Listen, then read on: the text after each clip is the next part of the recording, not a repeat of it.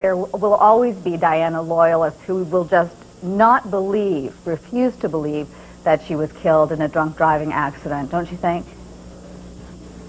Well, there will be, but I mean, what else can one do? I mean, after spending so many man-hours, so many millions of dollars, so much time looking into this, there really is nothing left that can be done. We have to face facts. New technology has come to light in the 8 years since her death. They've looked at the Mercedes. They've shown that there has been no tampering at all with the brakes, with the seat belts, whatever.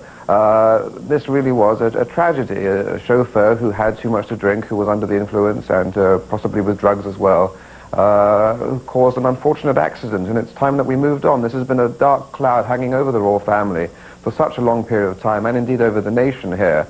The Prince of Wales is not a sinister figure pulling secret strings from Clarence House.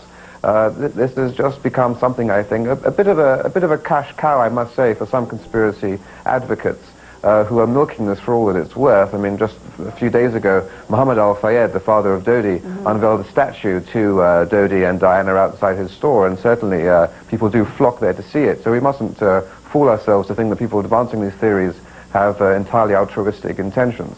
Raphael, I find it very interesting as well that through this investigation they discovered that there was no black Fiat following the car, that there was no bright light flashing in front of the driver's eye, that Diana supposedly was engaged in sort of a calm conversation on her cell phone at the time of the accident, that she had no intention of marrying Dodi Fayed, and that she was not pregnant at the time of the accident. How did they find out all of that?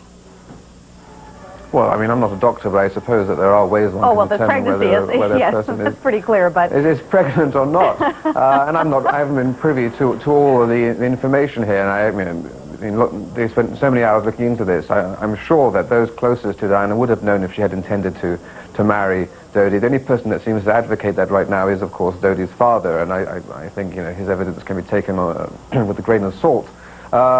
Beyond that, I mean, I have confidence in the British police and in the French police and in the investigators. I don't really think at this point we can really squeeze anything more out of this. I think the time has come when people have to say, right, enough's enough, and it's time to turn our back on this subject. We've become far too fascinated with this rather macabre subject. Right, and regardless of the evidence and all the investigations, it is still very, very tragic that she's no longer with us. We appreciate your time this evening.